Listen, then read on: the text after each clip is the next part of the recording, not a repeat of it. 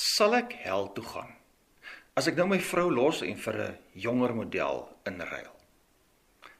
Sal ek hel toe gaan, as ek aanhou rook en doelbewus die tempel van die Heilige Gees skade doen?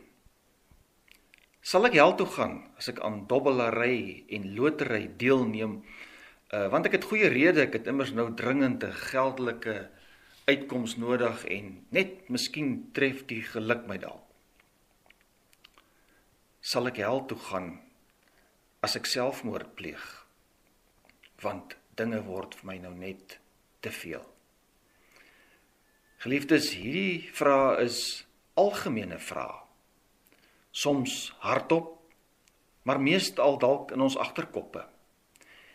En daar is nog baie sulke vrae, baie voorbeelde wat mens sou kon noem. Nou, dis baie belangrik dat ons bietjie nigter en logies hieroor sal dink en eerlik sal kyk wat sê die woord. Om mee te begin, jy kan hierdie vraag net vanuit twee posisies of twee situasies vra.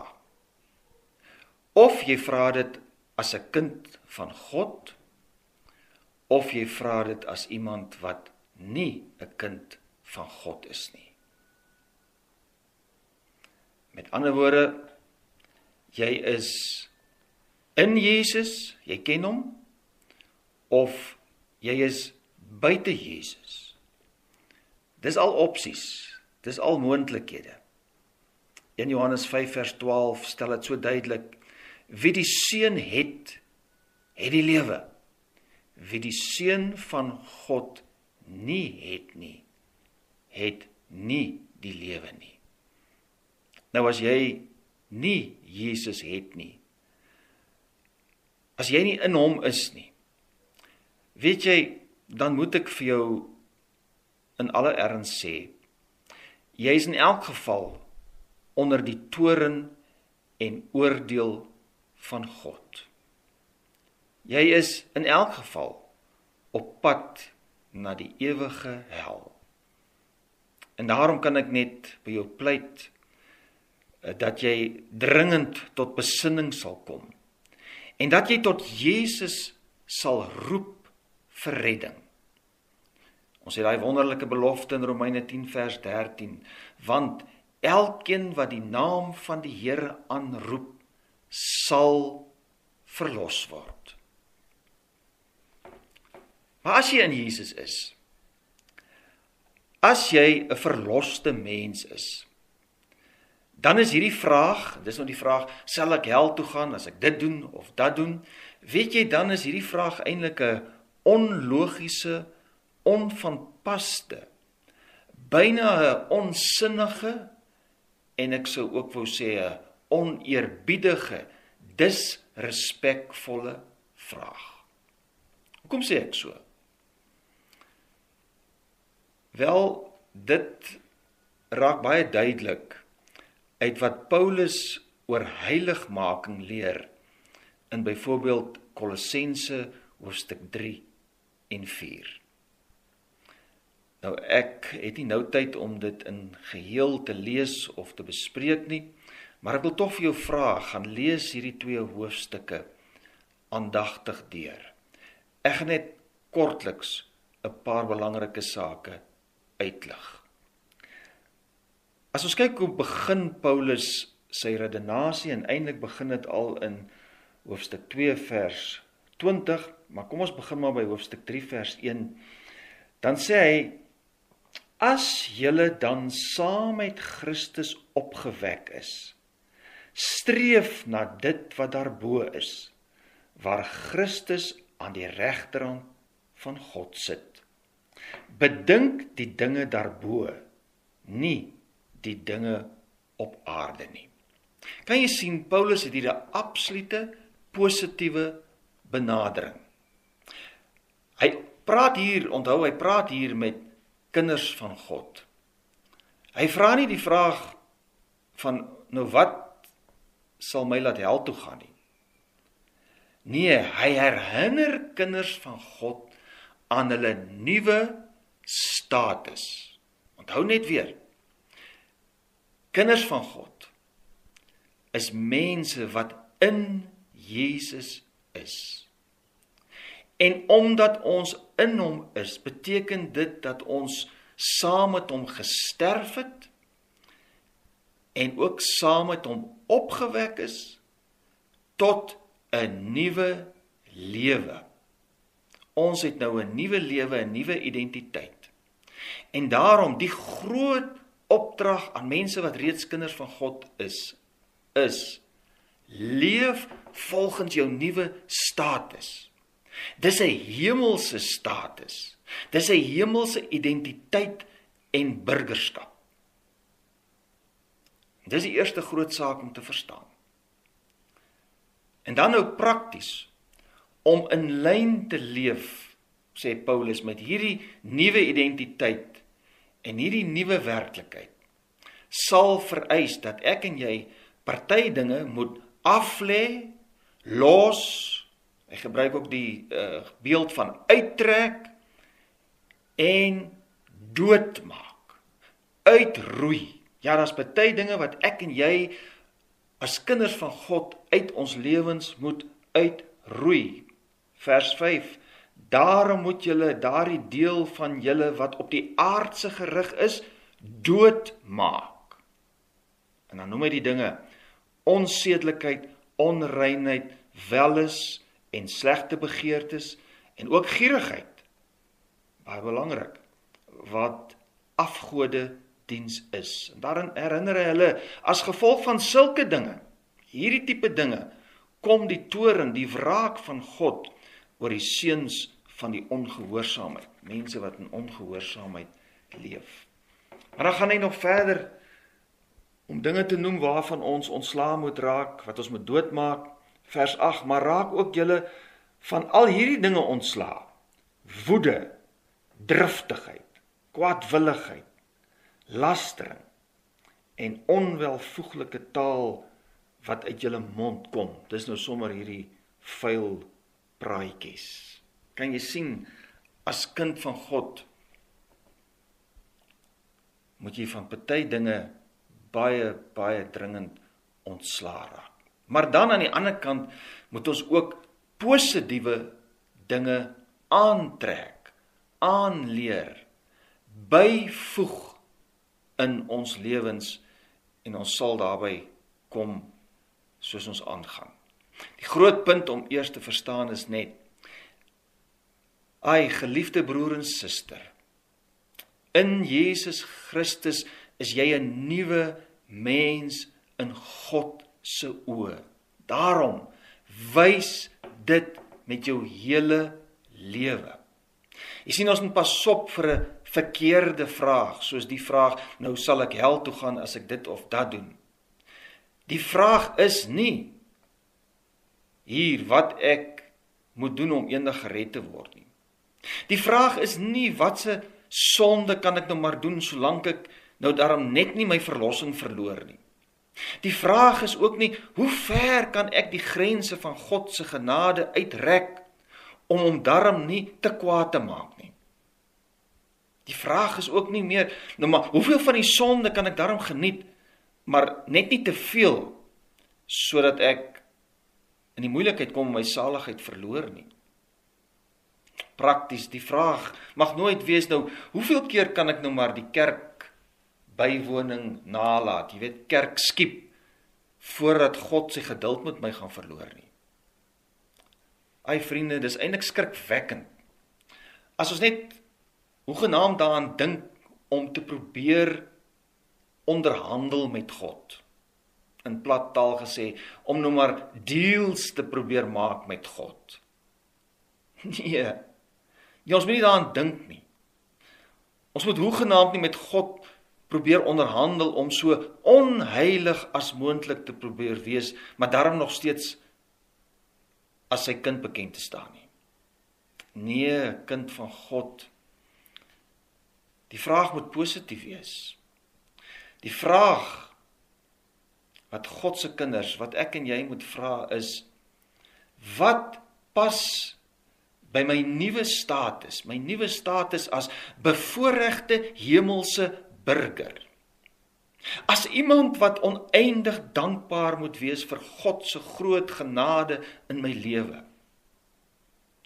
Die vraag is, hoe kan ek my lewe aan God toewy as 'n lewende, heilige dankoffer? Ja, op watter maniere moet ek reageer op God se liefde en genade in my lewe? En nou gaan ek net op 2 beginsels fokus. As ons hierdie positiewe vraag vra van wat moet ek nou positief doen? En ons gaan spesifiek kyk na vers 12 en 17. In vers 12 lees ons: Daarom, omdat julle God se uitverkore heiliges en geliefdes is, beklee julle self met innige meelewing, goedheid, nederigheid, sagmoedigheid en geduld. Verdra mekaar, en as enige iemand 'n klagte teen iemand anders het, vergewe mekaar, soos die Here julle vergewe het, so moet julle ook vergewe. Let net bietjie op hoe Paulus hierdie Christene aanspreek. Hy noem hulle uitverkore heiliges en geliefdes. Jy sien, Paulus doen hierdie beroep tot 'n heilige lewe op die Kolossense in hulle hoedanigheid as uitverkorenes van God. Hy wil sê, wees heilig, verander julle lewens, want julle is uitgekies deur God en afgesonder vir God. Wees heilig, want julle is reeds deur God begenadig. Julle is heiliges en geliefdes. Julle is reeds vir God afgesonder. Hy het julle klaar lief. Daarom kan julle nie aangaan met julle ou lewe nie. Kan jy sien hoe plaas Paulus die hele kwessie van 'n heilige lewe, van die proses van heiligmaking in die regte konteks. Hy maak seker dat ons die regte motief sal hê. En die motief is nie vrees nie, die motief is nie om God se guns te probeer wen nie, maar omdat ons reeds begunstigdes en bemindes, geliefdes is. Weereens, wat is die status van hierdie begunstigdes? Ons is mense wat saam met Christus gesterf het, die ou lewe is afgesterf, my ou identiteit is weggeneem en ons is saam met hom opgewek. My nuwe identiteit is in Jesus en in verhouding met hom. Dis die eerste belangrike beginsel. Jy is 'n uitverkore, heilige en geliefde, daarom moet jy heilig leef. Dan die tweede finale saak, is asof Paulus alles opsom in 'n omvattende opdrag, wat alle terreine van ons lewens dek, vers 17. En wat julle ook al doen, in woord of daad, doen alles in die naam van die Here Jesus, terwyl julle God die Vader deur hom dank. Hier kry ons 'n algemene riglyn wat in alle situasies toegepas kan word. Nou dit bevestig maar net weer dat ons in die Nuwe Testament gaan dit nie oor ellelange, eindelose gedragskodes en reëls vir elke presiese situasie nie. Daar is nie lang lyste moets en moenies vir elke moontlike situasie waarin ons onsself sou kon bevind nie. Allerhande kleinlike reëls is maar eintlik deel van die heidense godsdienste. Nee, in plaas van detailreëls gee die Nuwe Testament vir ons basiese beginsels wat ons as geestelike volwasse mense in integriteit voor God en voor ons naaste moet toepas. En dit moet ons optrede in elke bepaalde besondere situasie bepaal. Nou hier kry ons so 'n beginsel, 2 beginsels wat saamgaan. Nee, die eer van God moet gedien word deur wat ek doen. Kan jy weer sien Ons moenie in die eerste plek vra, nou sal hierdie ding of daai ding my hel toe laat gaan nie. Nee, daar's 2 ander vrae wat ek moet vra. Eerstens, hoe sal my besluit die naam van Jesus raak? Kan ek dit in sy naam doen? Met ander woorde, hoe gaan Jesus se beeld en reputasie geraak word deur my keuses? Is dit wat ek nou wil doen versoenbaar met sy beeld en status? Pas my leefstyl, my kleredrag, my grappe, my manier van besigheid doen, pas dit by Jesus? Anders gesê, is dit wat ek doen, met woorde of dade, is dit 'n advertensie vir Jesus? Sal my lewe ander mense na Jesus toe trek? Reflekteer my lewe gehoorsaamheid aan Jesus? En dan is daar 'n tweede vraag. Kan ek God regtig dank vir hierdie ding wat ek nou gaan doen? Is dit waarmee ek nou besig is iets waarvoor ek God eerlik kan dank, of wil ek dit dalk eerder wegsteek vir hom? Dis 'n vraag waaroor jy moet dink. As ek die erns van hierdie situasie besef, sal dit beteken dat ek in baie situasies nie sommer vinnige, oorhaastige besluite moet neem nie, dat ek nie net sommer vinnig op een of ander menslike reël sal terugval nie, of op 'n algemene gebruik nie. Ons doen dit mos maklik, ons sê, ag ja, weet jy, dis seker maar reg, want almal doen dit mos nou deesdae. Nee, die kind van God kan nie so redeneer nie. Nee, as ek ernstig is oor my nuwe status in die eer van God, sal ek moet stil word vir God en nadink. Pas hierdie ding by Jesus se naam, en kan ek my Vader in eerbied dankie sê vir hierdie ding wat ek nou wil doen, of hierdie leefstyl wat ek wil leef. Kom ons som dit op. Christelike etiek. Nou, dit beteken die Christelike manier van leef, die Christelike gedragskode, behels baie meer as net 'n klompie reëls wat in beton gegiet is. Nee, die praktiese Christelike lewe vereis 'n daaglikse, sensitiewe evaluering van wat eer aan God kan bring, en wat identifiseerbaar is met die heerlike naam van Jesus Christus.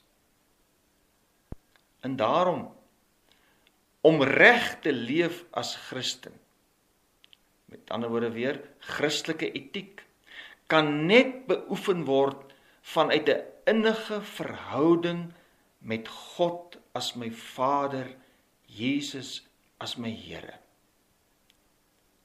Ek kan net anders leef, ek kan net reg leef, as ek 'n opregte begeerte het om hom te eer, om hom lief te hê, om hom te respekteer, om hom te behaag, om hom tevrede te stel. Jy kan sien, geliefde, daar kan hoegenaamd nie sprake wees van, kom ek kyk hoe ver ek die reëls kan buig nie. Nee, so 'n houding verraai 'n gebrekkige respek en liefde vir God. Meer nog, dis roekeloos onverantwoordelik. En ja, so 'n onverantwoordelike houding is inderdaad 'n kenmerk van 'n tipe lewe wat inderdaad in die hel kan eindig. Nee, die Christelike lewe is 'n positiewe saak. Dis om daagliks positief 'n pad te soek wat dankbare eer aan God bring, wat my so genadig was in Jesus Christus. Anders gesê, dit gaan maar weer oor die groot beginsel van die liefde. Wys my lewe en besluite dat ek God werklik liefhet. En is my besluite en optrede in lyn met 'n opregte, onselfsugtige liefde vir my medemens. Mag die Here ons help. Amen.